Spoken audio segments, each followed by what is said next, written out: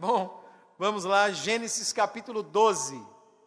Gênesis capítulo 12, eu quero pensar com vocês nesses versículos de 1 ao versículo de número 3. Quero ler com vocês esses 3 versículos de Gênesis capítulo 12.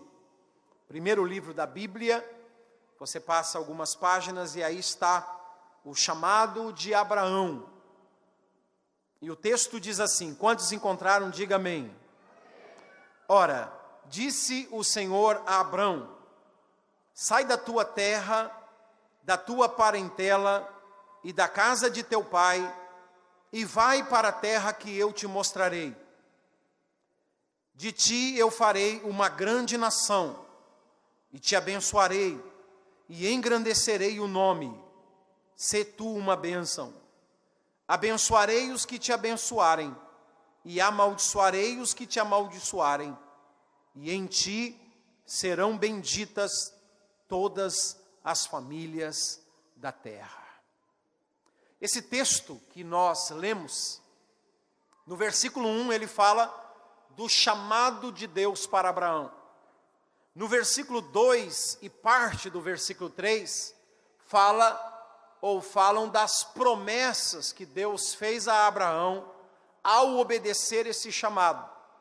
E a última parte do versículo 3 fala da missão, ou o propósito, o para quê que Deus escolheu e Deus abençoou a Abraão. Então eu tenho o chamado de Abraão, eu tenho as promessas feitas a Abraão, e eu tenho a missão que foi dada a Abraão. E esse chamado de Abraão no versículo 1, nós sabemos que isso aqui foi a segunda chamada de Deus para Abraão. Atos capítulo 7, versículo 2, diz que Deus apareceu a Abraão, o Deus da glória apareceu a Abraão quando ele estava em Ur dos Caldeus. Então o que dá a entender é que Deus chama Abraão no capítulo 11, e era para deixar o seu pai, era para deixar a sua parentela, era para deixar a sua terra, e ele faz isso. Ele sai da sua terra, mas ele não consegue terminar o percurso de Deus para a sua vida, porque ele leva o seu pai e ele leva o seu sobrinho. E diz em Gênesis 11, e o versículo 31 e 32, que Abraão fica na metade do caminho. Ele não entra na terra de Canaã, ele fica em uma cidade chamada Harã, que não pertence ao território de Canaã, mas ainda pertence ao território de Ur dos Caldeus, um território da Caldeia. Então, no primeiro chamado, Abraão, ele só cumpre a metade da sua missão. No primeiro chamado, Abraão, ele vai só até a metade do caminho. Diga à pessoa que está do seu lado aí: Deus não te chamou para ir só até a metade do caminho. Tem muita gente que vai só até a metade do caminho. Eu poderia passar essa noite pensando com vocês nesse assunto de chegarmos só até a metade do caminho. E Deus não nos chamou para irmos só até a metade do caminho.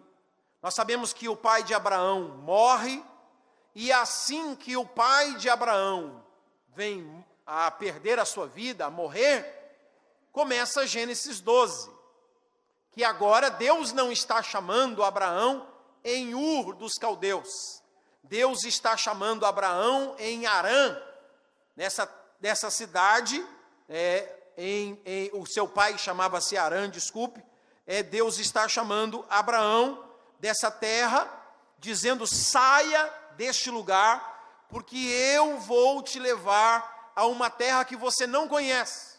Então dá a entender que na primeira chamada, o Abraão só cumpriu metade da sua missão, ele não chegou na terra que Deus tinha para ele. Aí vem Deus nessa sua segunda chamada e diz para ele o seguinte: você vai sair agora, você vai sair da casa dos seus pais, você vai sair da sua parentela, você vai sair da sua terra, e você vai para uma terra que eu ainda te mostrarei. E isso aqui não é fácil para a gente ler aqui, É fácil para nós que estamos lendo a história de Abraão, que já conhecemos a história de Abraão, mas aceitar esse chamado, eu vou tentar trazer uma linguagem contemporânea para nós, desse chamado de Deus para a nossa vida, assim como foi Abraão. Sai da sua terra. Essa história de sair da nossa terra, da cidade do nosso nascimento, do lugar onde nós fomos criados, essa história de sair da nossa cultura, de sair do nosso habitat natural, vamos assim dizer, aonde nós conhecemos todo mundo, aonde nós temos os nossos costumes, a nossa forma de falar, a nossa forma de vestir, a nossa forma de comer. Agora vem Deus e diz: sai da sua terra, do lugar onde você sente segurança, do lugar onde você construiu a sua identidade, do lugar onde você se sente seguro, sair da minha terra e ir para um lugar que eu ainda não conheço. Isso é uma loucura.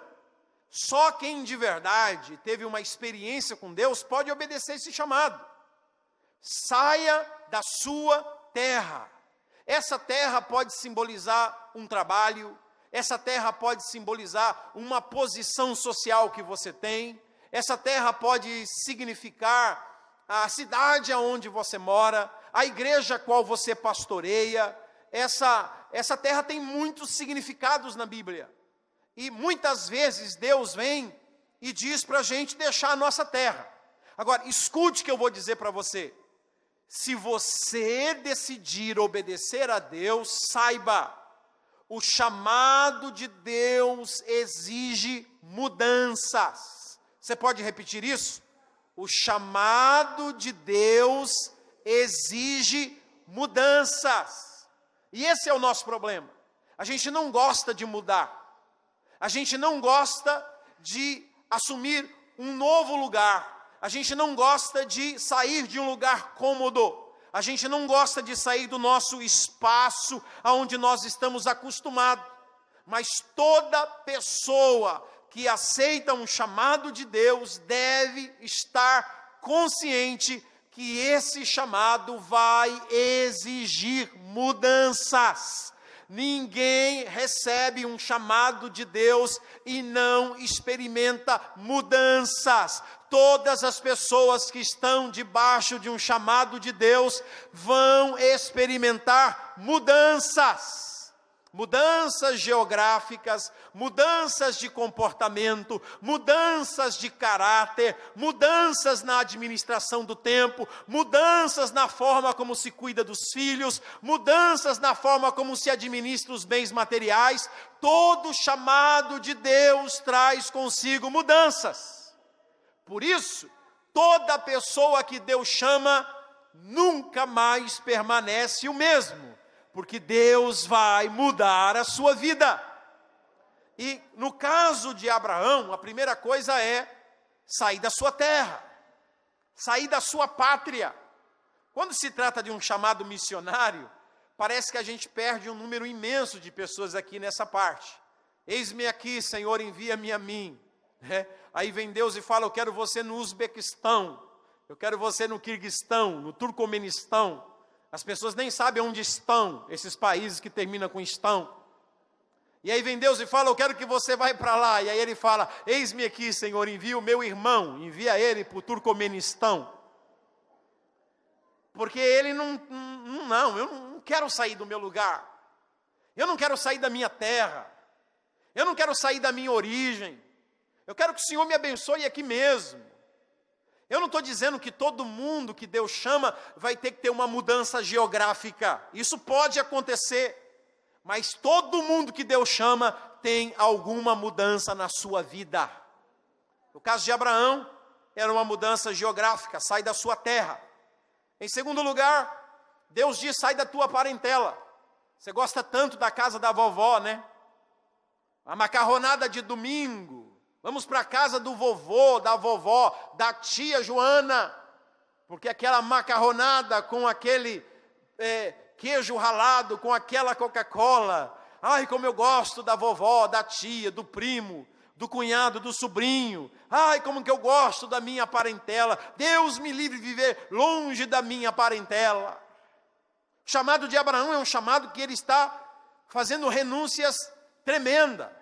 Sair da sua terra, sair do meio da sua parentela, de primos, de parentes, de gente que você gosta de conversar, de bater um papo, gente que tem o mesmo sangue, que tem o mesmo DNA, gente que tem vem da mesma árvore genealógica, são os parentes.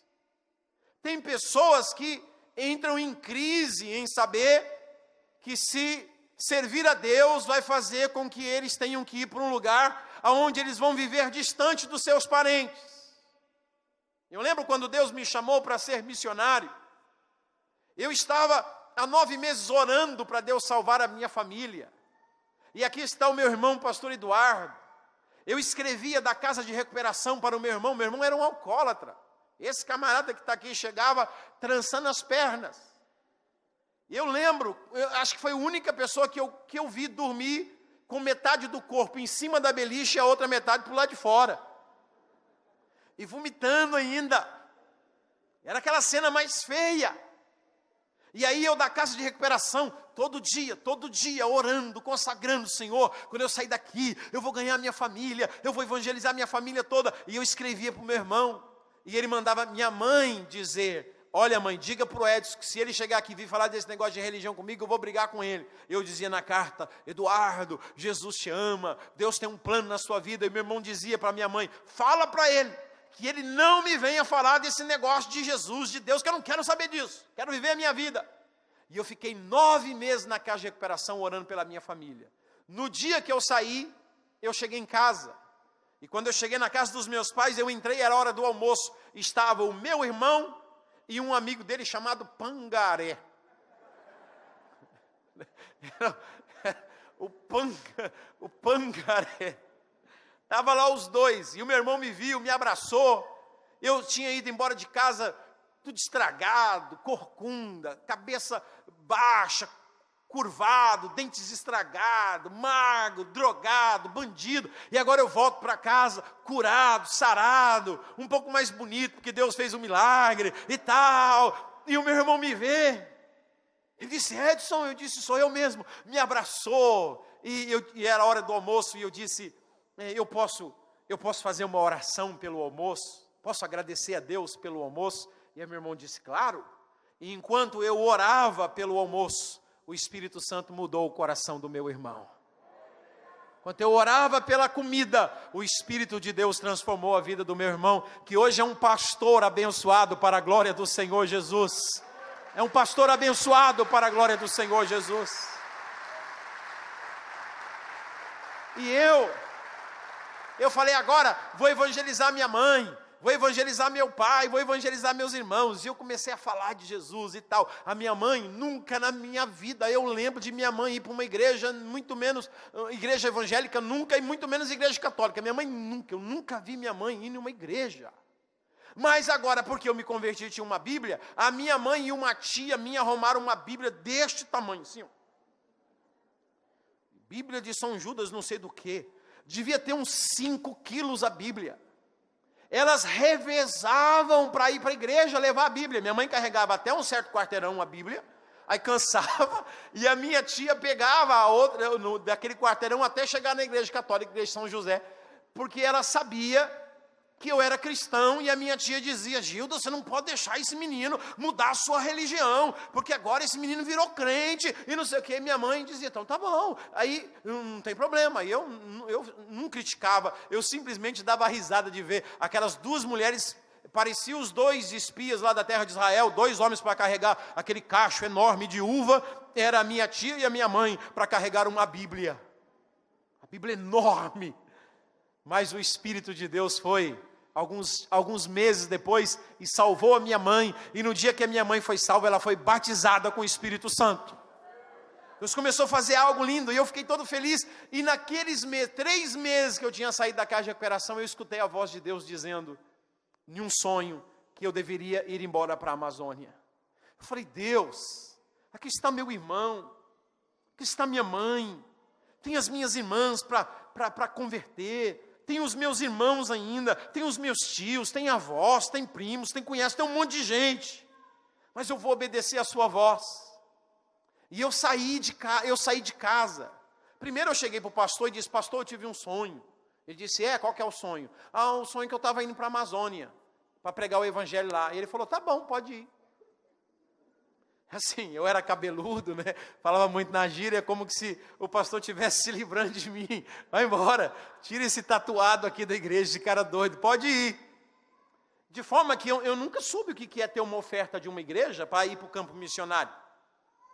Esse negócio de sair para o campo missionário, tendo os meus mantenedores, a igreja a qual eu congreguei por 3 meses, nunca me falou nada sobre isso.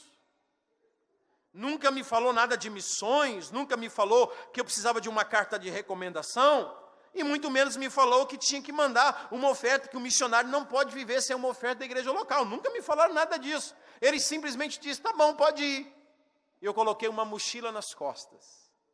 E eu saí pegando carona em uma Kombi daquele salgadinho Elma Chips. Ele me deu uma carona e eu fui parar em Lins. Depois eu fui parar em Presidente Epitácio. Lá um doido de um caminhão me deu o cara era pirado, mas me deu uma carona. E quando eu fui ver, eu fui parar lá em Ponta Porã, na divisa com o Paraguai, Pedro Juan Cavalheiro. Eu falei: meu amigo, o que é isso daqui, cara? Ele falou: é aqui que nós vamos parar. Eu falei: não, eu preciso ir para a Amazônia. Ele disse: cara, você está totalmente contramão, você tem que voltar tudo para o centro-oeste.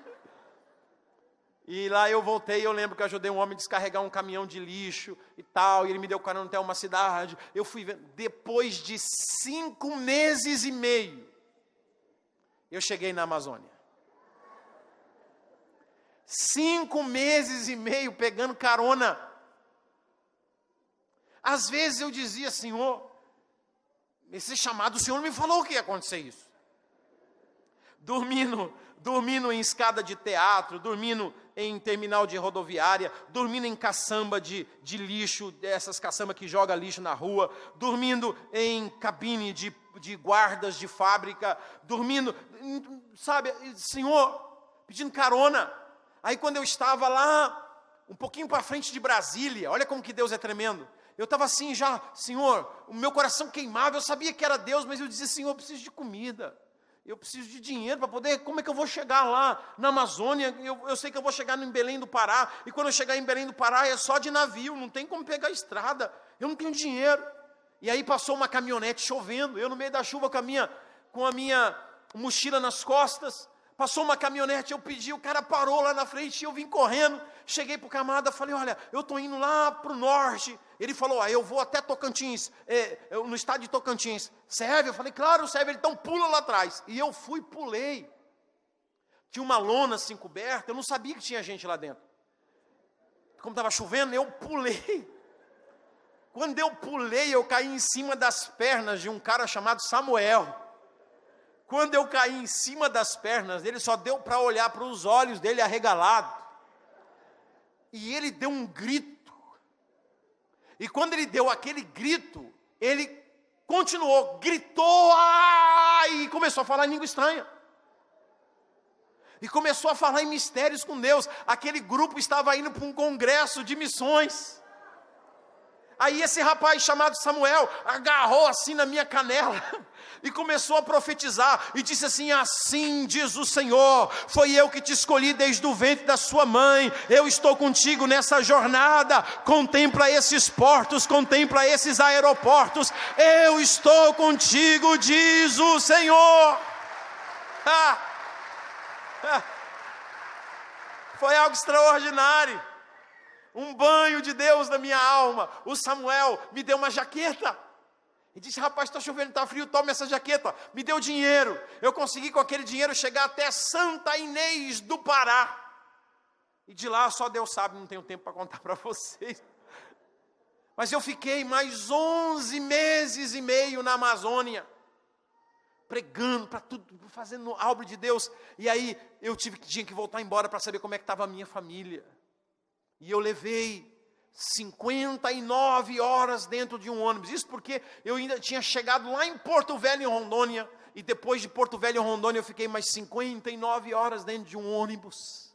E eu cheguei em casa, eu disse, meu Deus, como é que está meu irmão? Meu Deus, como é que está minha mãe? Tem misericórdia. E quando eu cheguei em casa, eu fui perguntar para o meu irmão, e disseram assim, não, ele foi para um culto aí. E aí, um culto na casa, e eu nem fui descansar, nem dormir, nem tomar banho. Eu fui correndo para essa casa, onde estava tendo esse culto. Quando eu cheguei lá, eu escutei alguém que estava pregando, alguém que estava ministrando, e a bênção de Deus estava se derramando naquele culto. E quando eu fui chegando mais perto, eu ouvi, era o meu irmão que estava pregando. Eu disse, meu irmão está pregando? Aí um obreiro falou bem assim, ele já foi separado de diácono, ele já é diácono. Eu lá preocupado, fazendo a obra de Deus, e Deus cuidando da minha família. Salvou minha mãe, salvou minhas irmãs, salvou meus irmãos, salvou primos, salvou tios. O Espírito de Deus faz a obra dele. Obedeça ao chamado dele. Enquanto você cuida da obra de Deus, Deus cuida da sua casa, Deus cuida da sua família. Quem recebe isso, diga amém. Então esse negócio de sair da sua terra, sair da tua parentela, sair da casa do teu pai, sabe, tem uns filhos que falam bem assim, eu sou filhinho de papai. Põe enxada na sua mão, meu filho. Você vai ver o que é filhinho de papai. Tem hora que o chamado de Deus é para deixar de ser filhinho do papai e assumir um compromisso com o Pai Celestial. E eu sei o que eu estou falando aqui nessa noite. Tem gente aqui que o Espírito de Deus está dizendo, está na hora de sair, está na hora de acreditar, está na hora de me obedecer. Não vai ser fácil, mas vai valer a pena. Vou repetir, não vai ser fácil, mas vai valer a pena. Quantos acreditam nisso? Então, quando Deus chama Abraão, dentro desse chamado tem esse negócio de renúncia, de mudança. Você tem que estar disposto a obedecer, conforme diz o versículo 4, que Abraão partiu como lhe ordenara o Senhor, obediência. Agora, olhe para mim, por favor. No versículo 2, e parte do versículo 3, Deus faz 7 promessas para Abraão. São 7 promessas. Eu acho isso daqui extraordinário. E eu preciso pensar com vocês, talvez eu só termine depois de amanhã, mas eu preciso pensar com vocês aqui nessa noite, sobre por que nós somos de Deus. Por que de verdade nós aceitamos o chamado de Deus. Por que nós estamos na igreja. Por que de verdade nós confessamos Jesus como o nosso Salvador? Porque Deus fala dessas 3 coisas difíceis para Abraão. Uma ainda mais complicada. Vai para uma terra que eu te mostrarei. Mudar, sem saber para onde vai, isso é uma loucura. Colocar a mudança nos caminhões, ou no caminhão, e os vizinhos saber que você está mudando, mas chegar alguém e dizer, eu sei que você está mudando, mas para onde é que você está mudando? E você olhar para o seu vizinho e dizer bem assim, você sabe que eu não sei? Eu só sei que eu estou mudando, para onde eu não sei. É isso que está acontecendo com Abraão. Leia Hebreus 11, versículo 8. Abraão, sendo chamado pela fé, obedeceu, saindo para um lugar que não sabia onde era. Então isso aqui é uma loucura se você não conhece Deus. Não faça isso se você não conhece Deus. Agora, se você conhece Deus, você pode sair sem saber aonde vai, porque o importante para você não são os caminhos pelos quais Ele te guia. O importante para você é quem é o seu guia. Não é importante eu conhecer os caminhos pelos quais Deus vai me guiar. O importante é eu saber se Deus vai ser o meu guia. Porque se Deus é o meu guia, ainda que eu ande pelo vale da sombra da morte, eu não temerei mal algum, porque Tu estás comigo, a Tua vara e o Teu cajado me consolam. Aí já não importa quais são os caminhos pelos quais Ele vai me guiar, desde que eu conheça quem é que está me guiando. Aí você pode dar esse passo de fé. Se você não conhece Deus, então, por favor, não faça isso. Agora, quem conhece Deus, a fé diz: pode colocar os pés no rio, porque assim que você molhar a planta dos pés, o rio Jordão vai se abrir.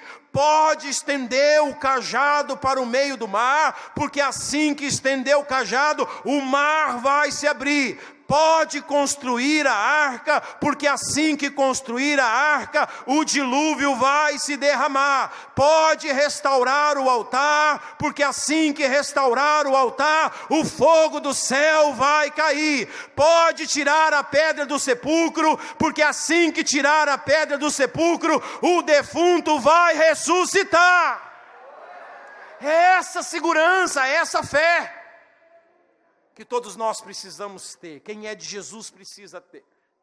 Aí, Deus faz 7 promessas para Abraão.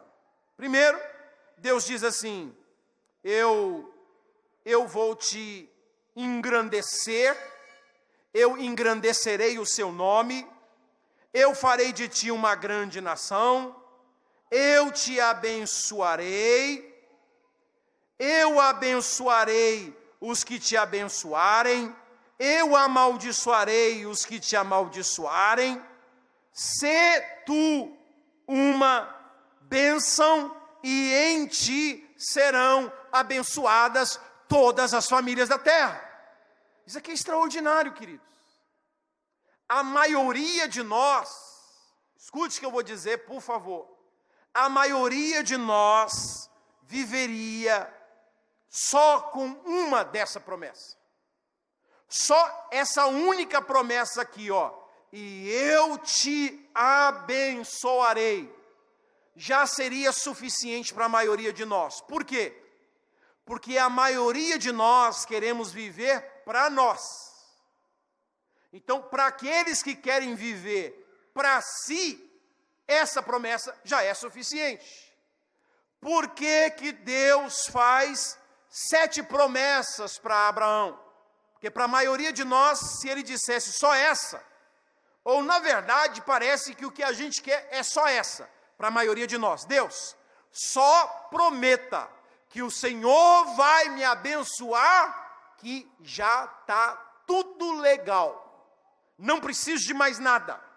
E a maioria de nós, pela forma como a gente ora, pela forma como a gente vive, pela forma como a gente encara a vida, a nossa cosmovisão de mundo, já dá a entender que o que a gente deseja é só essa bênção. Porque nós não queremos viver nem para Deus e nem queremos viver para as pessoas a quem Deus quer abençoar. Nós simplesmente queremos viver para nós, e se Deus nos abençoar, já está 10. Agora, quem conhece Deus, sabe que quando Deus escolhe uma pessoa, Deus não está escolhendo apenas essa pessoa. Leia Gênesis 18, versículo 19. Está aqui, basta você passar algumas páginas e você vai ver Gênesis 18, 19, Deus dizendo: porque eu escolhi Abraão, porque eu sei que ele vai ordenar os seus filhos e a sua casa depois dele, a fim de que guardem o caminho do Senhor e que pratiquem a justiça e o juízo, para que o Senhor faça vir a Abraão o que tem falado a seu respeito, que todas as nações serão abençoadas através de sua semente. Quantos estão me entendendo? Então, quando Deus escolhe Abraão, olha o que Deus está dizendo: eu escolhi Abraão porque eu sei que ele vai transmitir tudo isso para as outras gerações. Você vai ler no livro de Gênesis que Deus é um Deus geracional. Você vai ler no livro de Êxodo que Deus é, no mínimo, um Deus trigeracional. Muitas vezes Deus aparece dizendo, eu sou o quê? Eu sou o Deus de Abraão, eu sou o Deus de Isaque, e eu sou o Deus de Jacó. Eu sou o Deus do Pai, eu sou o Deus do Filho, e eu sou o Deus do Neto. É um Deus trigeracional. Quando Deus escolhe você, quantos aqui foram escolhidos por Deus? Diga amém. Quando Deus escolhe você, é porque Deus está pensando nas outras gerações. Por isso Ele faz todas essas promessas. Se Ele estivesse pensando só em você, como a maioria de nós pensamos só em nós, essa única promessa, eu te abençoarei, já era suficiente. Quem aqui sabe que essa bênção não pode ser suficiente para quem quer viver os planos de Deus? Diga amém. Não pode. Deus não existe essa história de Deus abençoar você e você ser uma espécie de mar morto, que recebe a água que vem do Rio Jordão, que passa pelo mar da Galileia e agora é despojada no mar, mas pela quantidade de sal morre. Por isso é chamado de mar morto, não tem vida. Lá na Galileia produz muita vida, mas quando desemboca aí no Vale do Sal, essa água se torna infrutífera, é o mar morto. Recebe, mas não dá. Toda a vida que entra ali não se reproduz, morre, acaba. Deus não me fez para ser uma espécie de mar morto, para viver só para mim, que as bênçãos vêm sobre mim e ficam sobre mim e acabam aqui. Deus não me fez para ser um mar morto.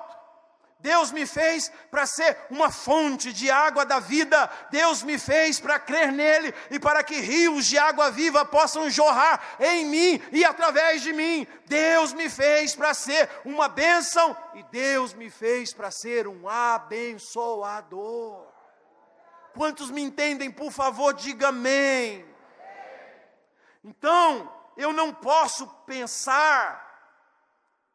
Quem pensa só nesse negócio de que se Deus me abençoar está tudo bem, é essas igrejas neopentecostais que vivem só buscando a Deus pelo que Deus pode colocar no meu bolso, pelo que Deus pode colocar na garagem de casa, qual é o carro que Ele pode colocar lá, ou qual é a casa que Deus vai me colocar dentro dela, como é que vai ficar a minha conta bancária. São pessoas que buscam a Deus só porque Deus é um Deus que abençoa. E Deus é um Deus que abençoa. Mas você vai ver aqui três níveis de uma pessoa que entendeu o chamado de Deus para a sua vida. Primeiro, você é abençoado. Deus diz, eu te abençoarei. Quem aqui quer ser abençoado, diga amém. Todos nós desejamos ser abençoados. E é o desejo de Deus abençoar todos nós. Eu te abençoarei. Essa bênção do versículo 2, a primeira parte do versículo 2, eu te abençoarei. Essa palavra é a palavra Baraca. Quando você lê na Bíblia o vale de Baraca, a tradução é o vale da bênção. Então a palavra bênção, ela traz consigo bens. Provérbios 10, 22, a bênção de Deus enriquece e não traz consigo pesares. Então a bênção de Deus, ela traz consigo bens. Ela pode colocar um carro novo na minha garagem? Pode. Ela pode colocar dinheiro no meu bolso? Pode. Ela pode me colocar dentro de uma casa nova? Pode. Ela pode me colocar em uma posição melhor dentro de uma empresa? Pode. A bênção de Deus faz tudo isso.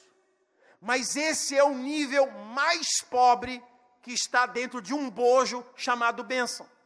Porque essa bênção tem a ver com coisas materiais. E a bênção mais importante não tem a ver com coisas materiais.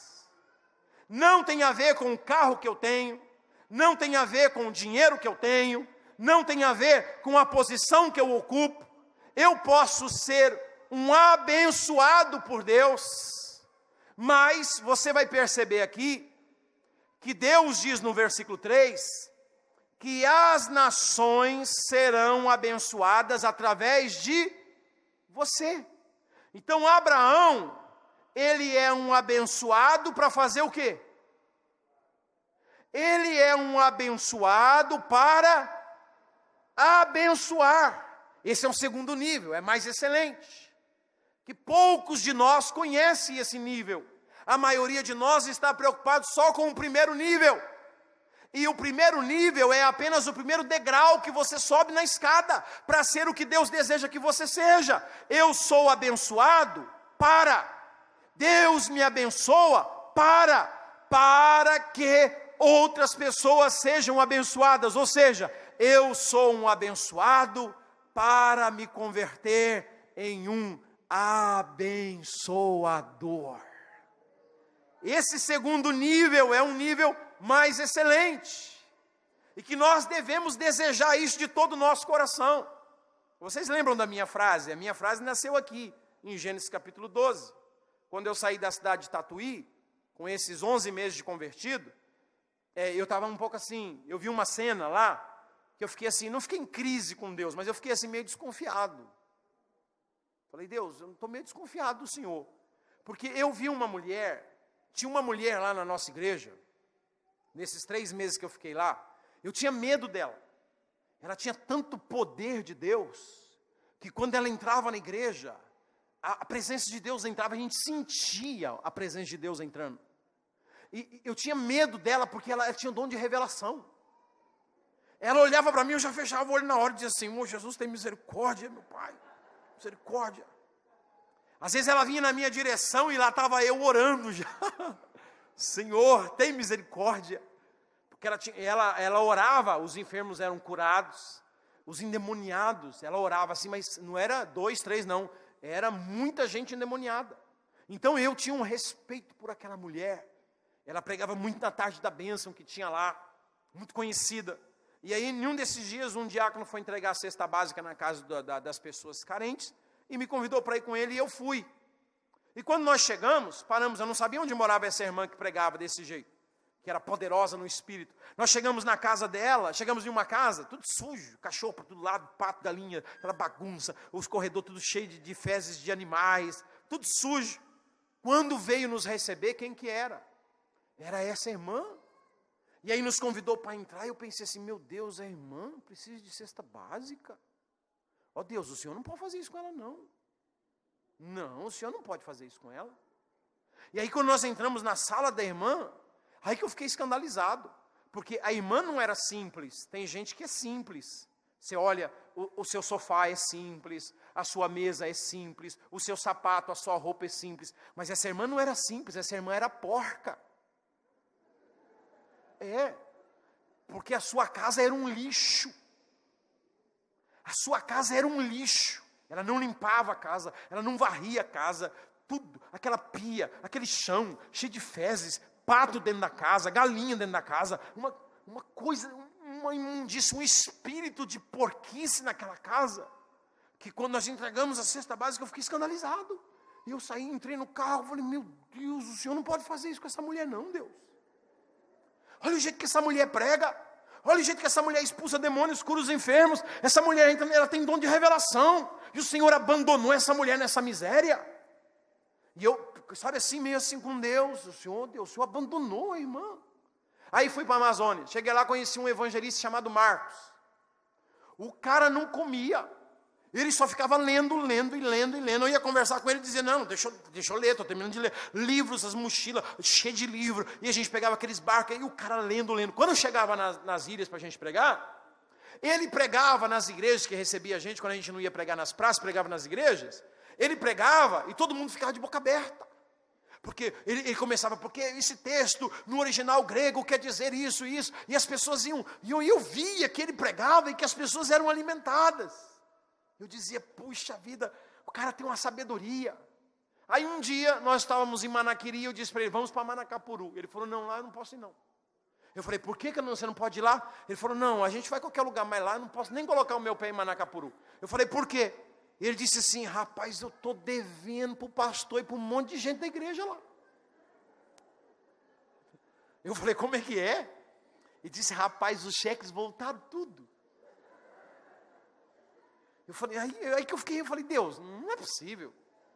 Como é que o Senhor vai deixar o Marcos, esse evangelista, que conhece a Bíblia, que é um homem de Deus, que fica o tempo todo orando e lendo e jejuando, como é que o Senhor vai deixar esse homem, os cheques dele voltar tudo, o Senhor está com o nome sujo lá, não pode nem ir para a cidade. Lembra da irmã lá, Senhor? E agora mais esse, Senhor, eu não estou entendendo. E aí lá em Manaquiri, Deus falou comigo o seguinte, Edson, eu vou fazer de você um evangelista diferente de muitos evangelistas, um missionário. Vou fazer de você um missionário diferente de muitos missionários. E eu, então, comecei a perguntar para Deus, Deus, que tipo de missionário o Senhor vai me fazer ser? Que eu vou ser diferente de muitos missionários. E Deus diz para mim, leia Gênesis 12. Eu li, queridos, eu li uma vez, eu li duas, eu li 5, eu li de joelhos, eu li sentado, eu li deitado, eu li em pé, eu li caminhando, eu li tomando banho, eu li Gênesis 12, e lia 50 vezes, 100 vezes, 150 vezes, aí eu parava, eu dizia, Senhor, eu estou lendo, ó, e disse o Senhor a Abraão, sai da sua terra, da tua parentela, da casa do teu pai, e vai para uma terra que eu te mostrarei, eu te abençoarei, engrandecerei o seu nome, farei de ti uma grande nação, se tu uma bênção, eu abençoarei aqueles que te abençoarem, eu amaldiçoarei aqueles que te amaldiçoarem, e em ti serão abençoadas todas as famílias da terra. Senhor, eu já sei, leia de novo, e 150 vezes, e leia, e dobra os joelhos, e um dia eu disse, Deus, eu já não sei mais o que o Senhor quer falar comigo aqui em Gênesis, porque eu já memorizei o negócio. E teve um dia que eu tomei um banho gostoso, e eu dobrei os joelhos, eu disse, Deus, o que o Senhor quer falar comigo? E eu lembro que eu fiquei, acho que uns 20 minutos orando, em cima de Gênesis 12, por isso que Martinho Lutero disse o seguinte, uma boa oração é a melhor metade de um estudo. E isso é uma verdade. Uma boa oração é a melhor metade de um estudo. Às vezes você estuda muito tempo, mas só tem um pouco tempo de oração. Mas se você preparar com uma boa oração, essa boa oração vai ser a melhor metade de um estudo. O seu espírito vai ficar sensível para receber o que Deus tem para você. E quando eu terminei aqueles 20 minutos de oração, eu li de novo, mas eu li como eu nunca tinha lido antes. Aí Deus disse para mim, olha o que eu estou fazendo. Eu estou chamando Abraão, e eu estou abençoando Abraão. E eu estou dizendo para Abraão, que ele é um abençoado meu, que está recebendo uma abençoada missão de abençoar. Aí Deus diz para mim, leia o versículo 3. E eu abençoarei aqueles que abençoarem o meu abençoado, que tem uma abençoada missão de abençoar. Aí nasceu a minha frase, que se você abençoar um abençoado de Deus, em sua abençoada missão de abençoar, a abençoada consequência é que você vai ser abençoado pelo próprio abençoador, que abençoou o abençoado que você acabou de abençoar. Eu entendi, eu disse, Deus, eu entendi. Naquela semana, eu tinha lá umas 10 bananas, eu vi o Marcos, eu disse, Marcos, toma aqui uma banana. Ele disse, não, mas eu já tenho. Eu falei, mas toma mais uma, deixa eu te abençoar. Come a banana. Eu dizia, eu já tenho, mas come a banana. Eu pegava meus ovos. Quantos dias você vai ficar aqui, missionário? 12 dias, então toma aqui uma dúzia de ovos. Eu pegava meus peixes, eu dividia, e assim eu descobri que a maioria dos missionários só querem receber. E Deus disse, eu vou te fazer diferente, porque eu vou te ensinar a dar, eu vou te ensinar a semear, eu vou te ensinar a abençoar os abençoados com sua abençoada missão de abençoar, e como consequência você será abençoado por mim, que sou o abençoado que abençoou o abençoado que você abençoou. Nunca, vou dizer para vocês, tem quase 26 anos que eu prego o Evangelho do Senhor Jesus, em mais de 50 países. Vocês nunca vão conhecer um pastor que vão dizer assim, o Edson Teixeira cobrou para pregar alguma coisa. Nunca preguei, sabe por quê? Eu aprendi com Deus, eu aprendi o segredo, que é abençoando, que se é abençoado. Nesses 26 anos nunca me faltou nada, não está me faltando nada, e tenho absoluta certeza de que nunca irá me faltar nada, porque este é o segredo. Eu sou abençoado para abençoar, e à medida em que eu abençoo pessoas que estão debaixo de uma missão de abençoar, o próprio Deus assume um compromisso para dizer, eu vou te abençoar. Aí eu termino essa primeira parte, eu termino a mensagem depois da manhã, só contando um testemunho para vocês. Esses dias eu estava saindo do estacionamento de uma igreja com o meu carro, e aí o pastor olhou assim e disse assim: eita, missionário assim é bom, né? Um carro desse aí. E eu tenho um Vectra, aquele Vectra Elite. E aí eu falei: pastor, por favor, vem cá, por favor, vem cá. E o pastor veio. Eu disse para ele: pastor, desculpa perguntar, o senhor já deu algum carro para algum missionário? Ele falou: não. Eu falei: já tirou alguma oferta para ajudar a comprar um carro, uma moto, uma bicicleta, para um missionário, para alguém que trabalha com criança, para alguém que está envolvido com a obra de Deus? Ele disse: não. Eu falei assim: então, eu acho que é por isso que o senhor não tem um carro assim, sabia? Aí ele disse assim: não, irmão, eu estava brincando. Eu falei: pois é, mas eu não estou brincando, não. Poderia muito bem dormir sem essa, né? Falei: mas eu não estou brincando, não. Falei para ele: ó, pastor, naquela época era 7, hoje já chegou ao número de 8. Falei: pastor, eu e a minha esposa já produzimos materiais, livros, CDs, e a gente faz um propósito: esse dinheiro aqui vai ser para comprar um carro para um missionário que está lá naquele país que não tem dinheiro. Então nós vamos vender esse material, vamos juntar esse dinheiro, e esse dinheiro vai ser usado para a gente comprar um carro, para dar para esse missionário. Eu falei para ele: eu já dei 7 carros. E falei para ele assim: se tem uma coisa que nunca vai faltar para mim, é carro. E aí ele disse: eu vou pensar nisso. Falei: não pensa não, pratica, e Deus vai te abençoar. Eu quero convidar vocês a ficarem em pé, em nome de Jesus. Eu tenho um desejo muito forte no meu coração essa noite. É que o Espírito Santo, eu sei que Ele já ministrou coisas muito, muito fortes aqui esses dias, e eu sei que Ele vai ministrar coisas extraordinárias, até o final dessa campanha. Mas eu tenho um desejo no meu coração essa noite.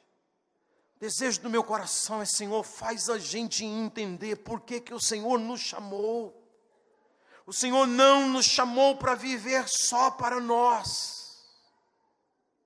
Na minha família, você olha em minha família, ninguém, eu estava conversando com meu irmão há 4 ou 5 anos atrás, nenhum membro da minha família tem curso superior, nem por parte da minha avó, que faleceu agora há pouco tempo atrás, que nasceu na Iugoslávia, que foi criada na Alemanha e que veio para o Brasil, nem por parte dos avós, dos pais da minha mãe, que nasceram na Calábria, na Itália, e que vieram para o Brasil. Não existe nenhum membro da minha família que tem um curso superior. Ninguém.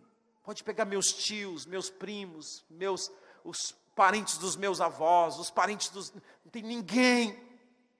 E eu disse para o meu irmão: Deus nos chamou e nos escolheu para quebrar essa maldição na nossa família. Porque nós não estamos pensando só em nós estamos pensando nos nossos descendentes, na próxima geração. Deus nos escolheu para sermos uma bênção para as próximas gerações. E deixa eu dizer uma coisa para você: o ano passado, o primeiro membro da nossa família, o filho do pastor Eduardo, foi o primeiro membro a se formar, a ter um curso superior na nossa família. E agora a sua filha Evelyn já está fazendo faculdade. A maldição já começa a ser quebrada. As minhas filhas já estão planejando no que elas vão se formar. E eu sei que isso vai quebrar maldições e que as próximas gerações serão diferentes em nome de Jesus de Nazaré. Porque eu não sou apenas um abençoado. Eu sou um abençoado para me tornar um abençoador, para quebrar as maldições das gerações passadas e para estabelecer bênçãos para gerações futuras. Deus levantou você para quebrar maldições e para estabelecer bênçãos para as próximas gerações. Quem recebe, diga amém. Eu quero orar com você. Você pode segurar a mão da pessoa que está do seu lado. Você pode orar com essa pessoa e declarar em nome de Jesus que ela é uma abençoada, que veio para quebrar maldições e que veio para abençoar, para liberar bênçãos sobre as próximas gerações. Em nome de Jesus, abençoe essa pessoa, abençoe os filhos dessa irmã, abençoe os parentes dessa irmã, e declare em nome de Jesus de Nazaré, que Deus escolheu, porque sabe que ela ensinará os seus filhos depois de si, a amarem a Deus, a trazerem a justiça e o juízo e a bênção de Deus sobre a terra, para que a próxima geração seja uma bênção. Ora sharamando bokoroba sharamanda bakoroba sharabakara halabas. O roba sharamanda bakoroba shiriala labakandara bahalaba sharabakarabas. Abençoa em nome de Jesus. Eu abençoo a sua vida, irmã. Eu abençoo os seus filhos. Os seus filhos não foram feitos para o cativeiro. Os seus filhos foram feitos para a liberdade.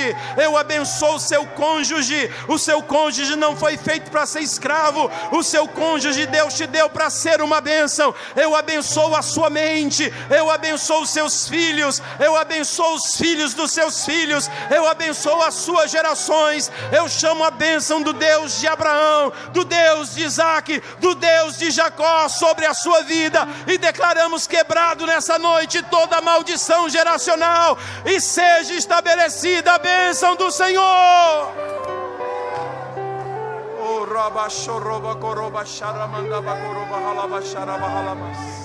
Manolo, sobe aqui, Manolo, por favor. Continue orando, continue orando. Em o nome de Jesus, seja quebrado toda maldição na vida financeira agora. Deus nos chamou para abençoar, e eu te abençoo essa noite. Que a sua vida financeira seja abençoada, que a sua vida espiritual seja mais abençoada ainda, que a sua vida com Deus seja profundamente abençoada. Seja quebrada agora toda maldição, pelo poder que há no sangue de Jesus de Nazaré. Nós estamos seguros em tuas mãos, Senhor. Levante suas mãos. Declare isso nessa noite. Acima das estrelas, eu sei que estás. E todo o universo está em suas mãos. E não há outro Deus igual a ti, Senhor. Eu sempre vou te amar, meu Salvador. A cada flor que nasce, vejo tuas mãos. Na força do oceano posso ver o teu poder. Me ensina teu querer, me ajuda a compreender nada sou sem ti, ó meu Senhor. Levante suas mãos e declare que Ele é a nossa fonte, fonte de amor, água da vida, príncipe da paz, Salvador do mundo. Em tuas mãos seguro estarei, nada temerei, posso descansar. Quando Ele está à nossa frente, nós podemos descansar, igreja. Ele está no controle da tua casa, mas Ele precisa ser o centro da tua casa. Ele precisa ser o centro da tua casa. Acima das estrelas, eu sei que estás. Declare todo o universo. E todo o universo está em suas mãos. E não há outro Deus igual a ti, Senhor. Eu sempre vou te amar, meu Salvador. Declare a cada flor que nasce, a cada flor que nasce, vejo tuas mãos. Na força do oceano posso ver o teu poder. Me ensina teu querer, me ajuda a compreender que nada sou sem ti, ó meu Senhor. Se você puder levantar suas mãos, declarar que Ele é a nossa fonte, fonte de amor, água da vida, príncipe da paz, Salvador do mundo, em tuas mãos seguro estarei, nada temerei, posso descansar. Aumente o volume da sua voz e declare que Ele é nossa fonte, fonte de amor, água da vida, príncipe da paz, Salvador do mundo, em tuas mãos seguro estarei, nada temerei, posso descansar.